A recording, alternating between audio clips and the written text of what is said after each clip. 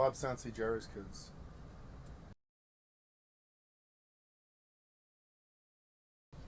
It was the Dead Kennedys.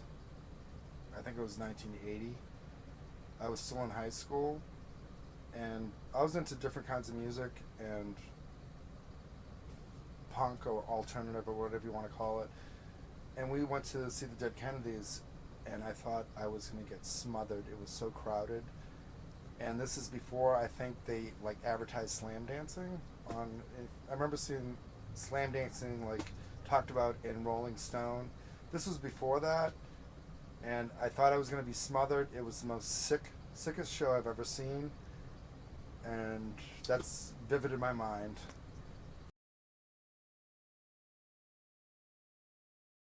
There was some idiots in the middle of the pit. Well, there was one idiot in the middle of the pit that was like, he was obviously a boxer, and so he didn't understand what was going on, but he was like punching people in the face. I remember when slam dancing first started, and kids would be knocking each other around. It was kind of like fun. But when I first saw SST Control, that was probably the most painful type of dance that I've experienced, and intimidating too, because all of a sudden there was like these skinheads. We were just into like Black Flag sounding type bands, and then all of a sudden there's like skinheads, and I was quite frankly intimidated. Discharge. I don't know if people out there want to know what influenced Jerry's Kids, but my interpretation is we were heavily influenced by LA punk and also English punk. And my interpretation of what Jerry's Kids sound is, it's LA meets Discharge. And that's a band that I wish I saw. Actually, I saw them looking for a show in Kenmore Square at the Pizza Pad. And they had a bad rap, so they couldn't get a show.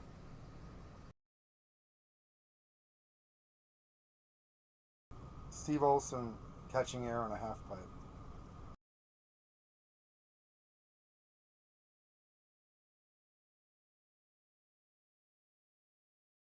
That's a tough one. I think Black Flag.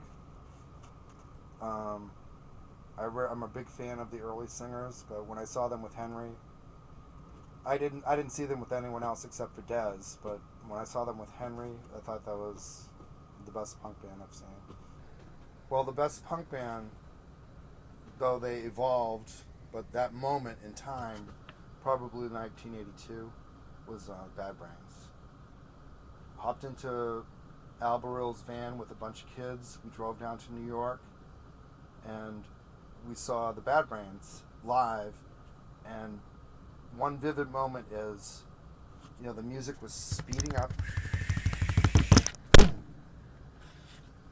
and in that moment, HR did a backflip, landed on his feet, and landed right when the drum went.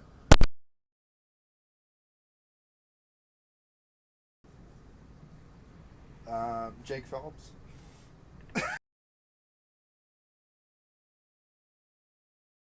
Oh, well, I know this is all about hardcore and stuff, but the best punk singer is obviously James Osterberg.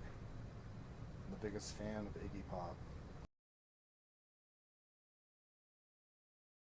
Dwayne Peters' board that I broke.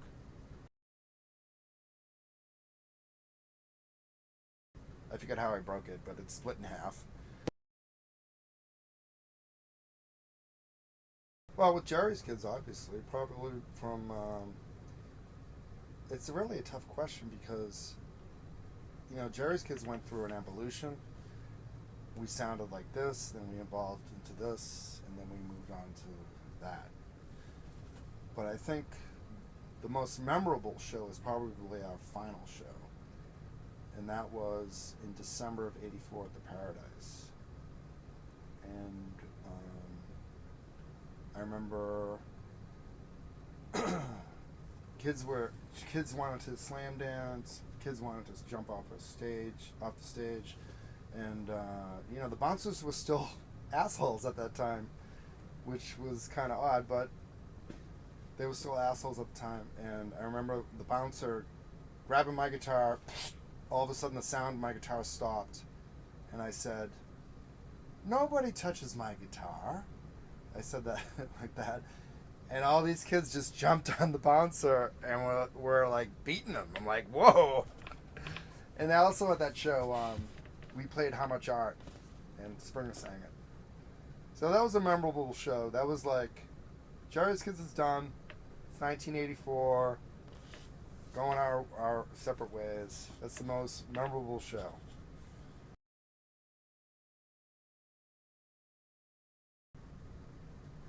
Message to the youth. Oh, if you have an interest in music, that's great. Music is boundless. You don't have to stick into one little genre of music. You don't have to try to sound like this band to be cool. You can do whatever the fuck you want. Music is like pure freedom of expression. And that's the way I think everyone should think about their instrument. And music is very influential, and there are lots of influences. I didn't start off playing punk rock. I listened to a lot of jazz. I listened to a lot of rock and roll. And, I'm caught in this moment of, this is rebellious. See, this is the time. This is rebellious. And that's when things kind of go boom like that. And that's what hardcore was in the early 80s. Things just kind of connected at that moment, and I was there at that moment in Boston. So I wouldn't have an expectation. I would just enjoy the sound of cranking your guitar and playing it loud.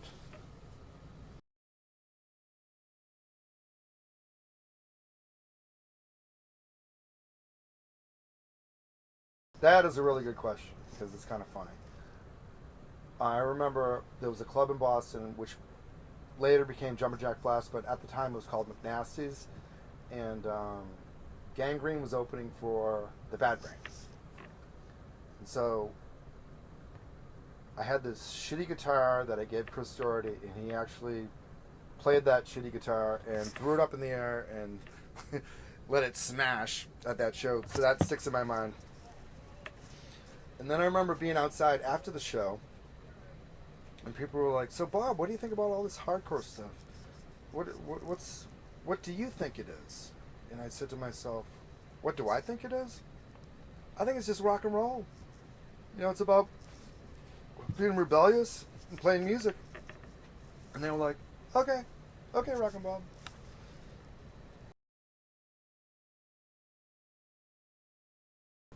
The Rathskeller in Kenmore Square.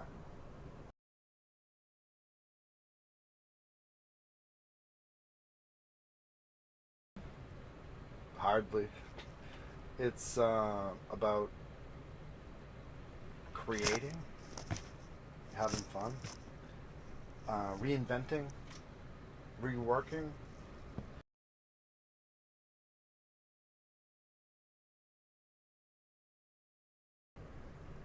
So, what made Jerry's Kids play fast? Well, there were bands that were playing fast, like the Bad Brains that we saw that influenced us.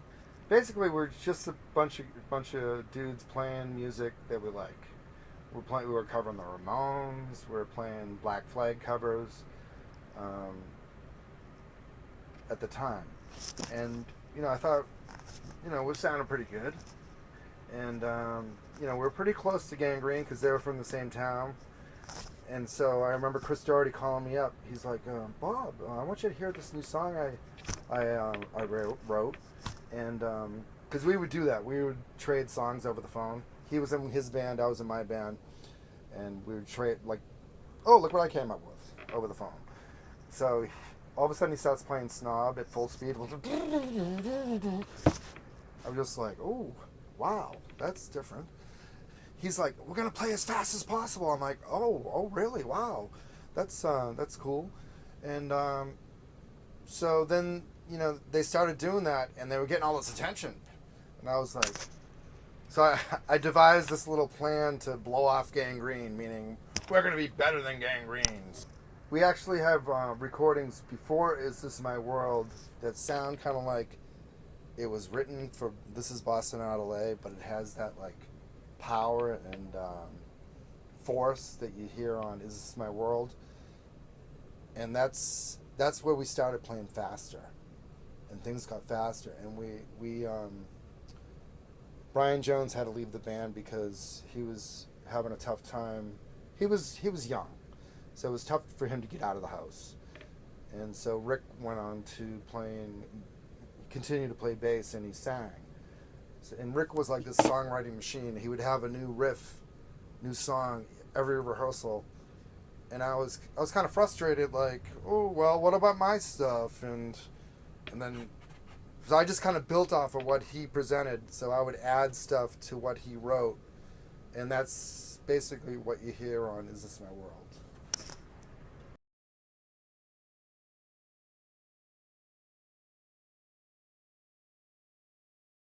Yeah, we played the East Coast.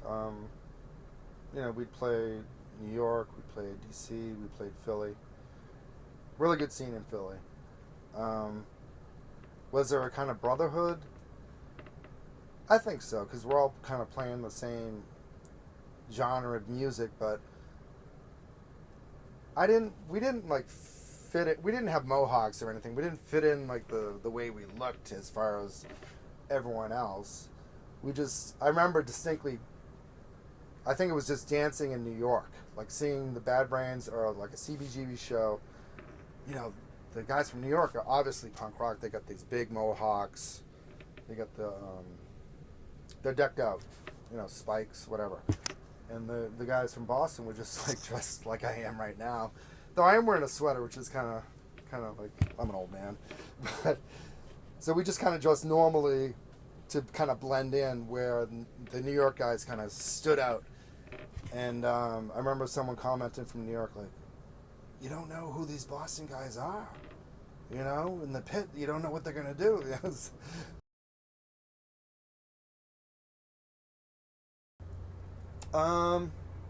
Yeah, for me, for the time that I started playing in the music, and then, it's supposed to be, when I started getting into that type of music, it was all about no values.